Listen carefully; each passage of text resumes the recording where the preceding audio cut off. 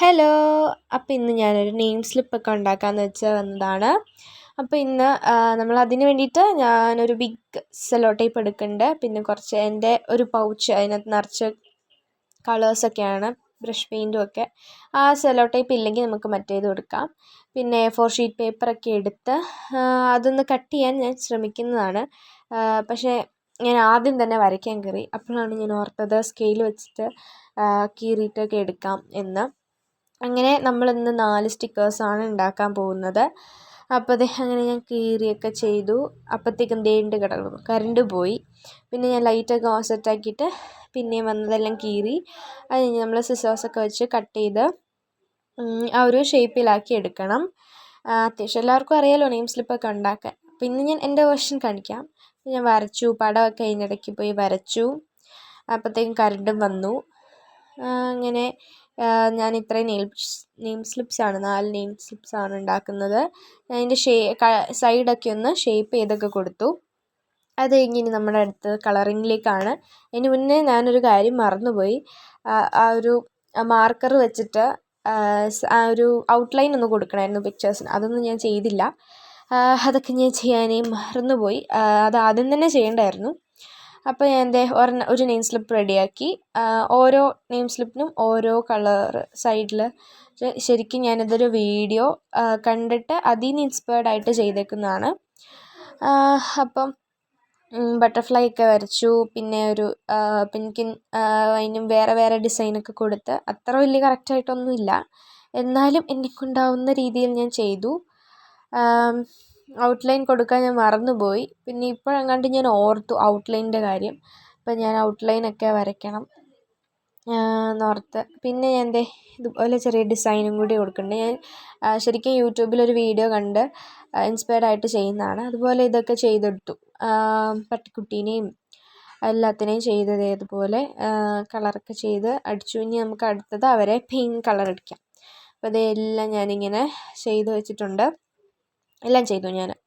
അങ്ങനെ ഇനി നമുക്കടുത്ത നെയിം എന്നൊക്കെ എഴുതി നമുക്കൊരു അതൊരു ബേസ് കിട്ടി. ഇനി നമുക്ക് ഇവിടെയാണ് നമ്മുടെ സെല്ലോ ടേപ്പിൻ്റെ. ആദ്യം നമ്മൾ പേര് എഴുതിയിട്ട് വേണം സെല്ലോ ടേപ്പ് വെച്ച് ഒട്ടിക്കാനായിട്ട്. അല്ലെങ്കിൽ ഗ്ലൂ വെച്ചിട്ടാണെങ്കിലും നമുക്ക് ബുക്കിലൊക്കെ ഒട്ടിക്കാം. അപ്പോൾ സെല്ലോ ടേപ്പ് വെച്ചിട്ട് ഒട്ടിക്കുകയാണെങ്കിൽ ഒരു ഷൈനിങ് ആയിട്ട് കാണും. അപ്പോൾ ആദ്യം പേരൊക്കെ എഴുതിയിട്ട് വേണം ചെയ്യാനായിട്ട്. അപ്പം ഞാൻ എൻ്റെ സ്കൂളിൻ്റെ പേരും ഒക്കെ എഴുതുന്നുണ്ട്. നെയിം, സ്കൂള്, ക്ലാസ്, സബ്ജക്റ്റ് ആണ്. ഞാൻ റഫ് ബുക്കാണ് എടുക്കുന്നത്. അപ്പോൾ ഞാൻ സെല്ലോ ടേപ്പ് പുതിയതാണ്. അപ്പോൾ പുതിയതായതുകൊണ്ട് ഞാനത് വലിച്ചെറി. അതിൻ്റെ ഇടയ്ക്ക് അത് കുറേ വിട്ടൊക്കെ പോയി. പക്ഷെ ഞാനത് എങ്ങനെയൊക്കെയോ സെറ്റാക്കിയൊക്കെ എടുത്തു. സെല്ലോ ടേപ്പ് ഇല്ലെങ്കിൽ ചെറിയ സെല്ലോ ടേപ്പ് വെച്ചിട്ട് നമുക്ക് ചെയ്യാം. പക്ഷെ വലുതായിരിക്കും ഇച്ചിരി മെനയ്ക്ക് ഇതായിട്ടിരിക്കുന്നത്, അടിപൊളിയായിട്ടിരിക്കുന്നത്, ഷൈനിങ് ആയിട്ട് തോന്നാനായിട്ട് അതായിരിക്കും നല്ലത്. അപ്പോൾ ഞാൻ ആദ്യത്തേലൊക്കെ സ്റ്റിക്കറൊക്കെ ഒട്ടിച്ചു. ബാക്കി എല്ലാത്തിനും ഒട്ടിക്കണം. ആദ്യം പേര് എഴുതിയിട്ട് വേണം ഒട്ടിക്കാൻ, അല്ലെങ്കിൽ ഗ്ലൂ വെച്ചിട്ട് ഒട്ടിക്കാൻ. ഡയറക്റ്റ്ലി ബുക്ക് എഴുതിയിട്ട് എന്നിട്ട് സെല്ലോ ടേപ്പ് അതിൻ്റെ മണ്ടയിൽ ഒട്ടിക്കാവുള്ളൂ. ഓക്കെ. അപ്പോൾ നമ്മൾ കട്ട് ചെയ്തെടുക്കുവാണ് സൈഡൊക്കെ. അതുകൊണ്ട് ഇത് ചെറിയ കത്രിക ആയതുകൊണ്ട് പറ്റുന്നില്ല. അപ്പോൾ ഞാൻ പോയിട്ട് വലിയ കത്രിക എടുത്തുകൊണ്ട് വന്നു. അങ്ങനെ സൈഡൊക്കെ കട്ട് ചെയ്ത് എല്ലാം സെറ്റാക്കുന്നുണ്ട്. ചെയ്ത് വന്നപ്പോൾ നമ്മുടെ നെയിം സ്ലിപ്പ് ഇച്ചിരി വലുതായി പോയോ എന്ന് എനിക്കൊരു സംശയം. നമുക്ക് ചെറുത് മതിയായിരുന്നു. അങ്ങനെ എല്ലാം നമ്മൾ കട്ടൊക്കെ ചെയ്ത് എടുത്തു. ഇനി നമ്മൾ ബുക്കിലേക്ക് ഒട്ടിക്കുന്നൊരു ഇതാണ് എൻ്റെ റഫ് ബുക്ക്. അപ്പോൾ ഞാൻ പുതിയ റഫ് ബുക്കാണ്. സ്കൂൾ റീഓപ്പൺ ചെയ്യുന്നതുകൊണ്ട് പുതിയതായിട്ട് വാങ്ങിച്ച് വെച്ചതാണ്.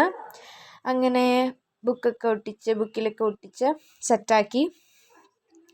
ഇനി അടുത്തത് നമ്മൾ അതിൻ്റെ ഒരു ബേസ്, അത് ഒട്ടിക്കാനായിട്ടുള്ള സ്റ്റിക്കേഴ്സ് വെച്ചിട്ട് ബേസ്, അത് ഞാൻ സെല്ലോ ടേപ്പ് വെച്ചിട്ട് ഓൾറെഡി ചെയ്തായിരുന്നു. പിന്നെ ഈ സെല്ലോ ടേപ്പ് വലുതായതുകൊണ്ട് അവിടെ ഇവിടെ മുറിഞ്ഞു പോകുന്നുണ്ടെന്ന് നേരത്തെ പറഞ്ഞില്ലേ. അപ്പം ഞാൻ ഇങ്ങനെ ഒന്ന് സെക്യൂർ ചെയ്ത് വെച്ചു.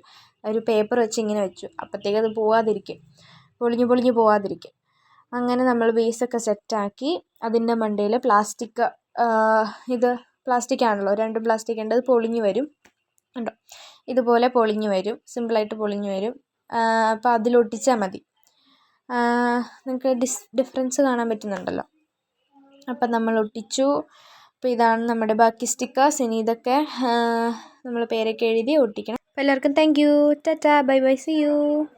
അപ്പോൾ ഇതിൽ എല്ലാവർക്കും ഏതൊക്കെയാണ് ഇഷ്ടപ്പെട്ടതെന്ന് കമൻ്റൊക്കെ ചെയ്യണം കേട്ടോ. ഇതിൽ 4 എണ്ണത്തിൽ ഏറ്റവും കൂടുതൽ ഇഷ്ടപ്പെട്ട ഏതാണെന്ന് കമൻറ്റ് ചെയ്യണം. ശരി, ടാറ്റാ.